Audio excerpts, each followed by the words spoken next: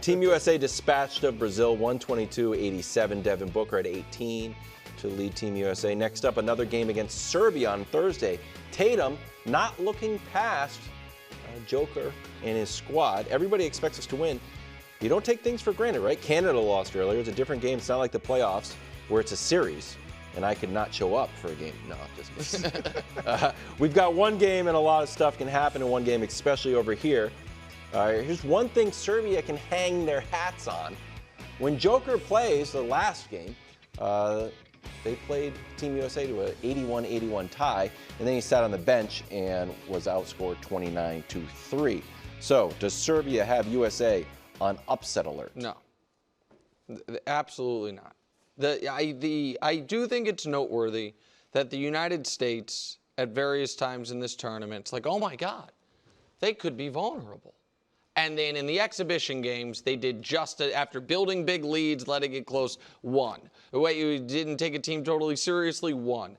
And then when the games have counted, sometimes the opening few minutes, they're like, oh, wait, you're down 10-2, right, or the first quarter, and then they blow everybody out. Mm-hmm. It is so overwhelming from a talent disparity, and I also don't think Joker has the ability, this is not a knock on him, no one's doing it, to play 40 minutes at a high level.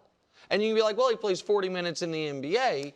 Yeah, but that's with rest. It's 40 out of 48. So it is not the same as playing every single minute that the ball is in play. It also just doesn't seem to be as much TV timeouts. Yes, no, it's the games aren't as long. There's just a lot of it. So, no, I do not think Serbia. The only team that I thought maybe could have had the U.S. on upset alert was Canada, and they're out. And so no, I do not think it at all. Well, I tend to agree with Nick. I mean, I don't think they're going to lose. I think if you're Serbia, I think Jokic has to either try to play all 40, because he did average 40 in the playoffs this year, 39.5 a year ago when they won the championship. But you're right, you get breaks and stuff like that. But he's got to try to play all 40 or 37, 38, and be effective. You got to be effective in that. I do think he needs to be a little more aggressive, looking for his buckets. If you're Serbia looking for a reason to believe, that's it. Hey, we played them even when Jokic was on the floor. I also think, Nick, and I think they're going to win the gold. But Germany, I think Germany is the biggest threat to the U.S. And again, I don't think they'll beat them. It's supposed to be all right. But I think Germany is probably the biggest threat. They got to get by France. Yeah. But I think they're going to. All right, two things. One reason why I don't think they are on upset alert. I don't think Serbia hits enough threes. They're just not built. I thought if we were going to lose, we were going to run into a sharpshooting team. They were 9 for 29 against Australia, 11 for 21 against South Sudan. That was pretty good. 11 for 33 against Puerto Rico. They hit 9 against us in the first game. So I don't think that's going to happen. We beat them twice by 26. The only thing that I am worried about, and we talked about this in the first exhibition game, is, and I don't know what kind of plan you could have in your back pocket, have they played a little possum? Serbia? Yeah, do they have another gear, another They weren't look? possum against they barely got by Australia. No, against us, I'm saying. Yeah. Against us. All right, now this is the third time. Not showing. Yeah, so, game 1, test. Game 2, now we saw something. I sound like Darvin Ham. Oh, we saw something against you. And now we got to beat them 3 times in a row. Maybe they have one other. So if you remember, when the Olympics were starting, Wendy pointed this out. I thought it was a good point, so I echoed it on the show, that the U.S. is probably going to have to beat Serbia 3 times, or play them 3 times and have to beat them the 3rd time you play. They could have lost the other ones. So I was a little bit of trepidation about that. And then I watched Serbia-Australia. And I was like, you're down 24 to Australia in a winner-go-home game. Now, to their credit, they came back, and Joker was unbelievable in that overtime, and they won.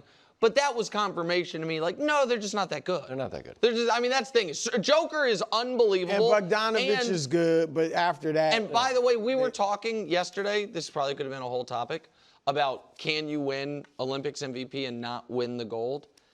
If Joker single-handedly beats the U.S. and then they lose in the gold medal game, I'd be okay with him being the Olympics MVP? No. I understand. Like if he This would be throws up, monstrous. You gotta win it all. I understand. I think you're only saying that so you can. No. If anyone on the U.S. No. There's no. It would have to be this type of scenario. Like Giannis or Joker carries a team all the way right to the finish line is unbelievable, and they lose to a stacked team on the other side of the bracket.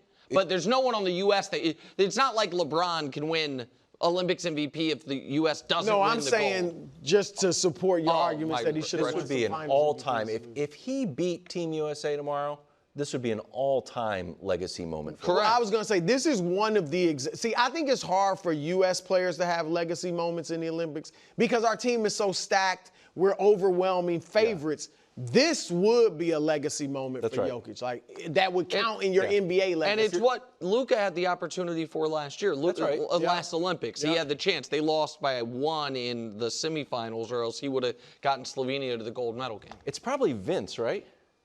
In a weird way. The best Olympic U.S. The best legacy moment. I mean, that doesn't out of the count. Olympics. That's our remember. It doesn't count in terms of how great he was. I think it does a little bit. It's the defining moment of his career. He's the best game dunker ever, and maybe that's that part counts of it. in that. All right, let's hop into the old basketball time machine where we like to live when things aren't. Yes. 1992 we did a draft. Dream Team is playing this year's Olympic team. Draymond thinks these games wouldn't be close. What are we playing to? I don't know. Right. It's a best of 9. Would it be 5 It's a best of 9, but they only were, I guess, they win it in 5. And then win it in 7. They win it best of 9. They win in 7. Yeah. Also, just that's the equivalent of 4-1, I would say. Yeah, right? sure. In 5 games in a 7-game let's series. play 7. Yeah, I guess so. All right. 4-1. We don't know, and I didn't listen to Draymond's full clip. We do not know what rules we're playing by, correct? So can we establish what rules? Are we playing by 1992 rules, or are we playing by 2024 rules? Well, I got to be totally honest, because I didn't know you were going to ask that. I don't know how FIBA rules have changed in the last 32 years. No, style so I'm of not play. I think we have to, honestly, for the sake of a conversation, I think we have to ignore that. Yeah, because I do think if you play by 92 rules and you can be more physical, that obviously benefits the Dream Team 92. But 92 is like, in 1992, this is how long ago 1992 was. We didn't realize, and I played basketball in 1992, that threes were worth more than 2. We just didn't know it. Well, it took a long time. We didn't realize. No, so you've got it. So this is what I think. The context is the 92 team knows. If you can make threes, shoot them. Great. You know, give them that. It's a big league. Because by the way, Chris Mullen shot great. And Barkley oddly shot 7 of 8, which was bizarre. Jordan, not oddly, was the worst on the team at it. So listen, I think because of the state of where those legends in 92 were, most notably Bird and Magic, I agree with Draymond that this team is clearly better. Because the old legends on this team are still awesome. Right. Bird had just retired.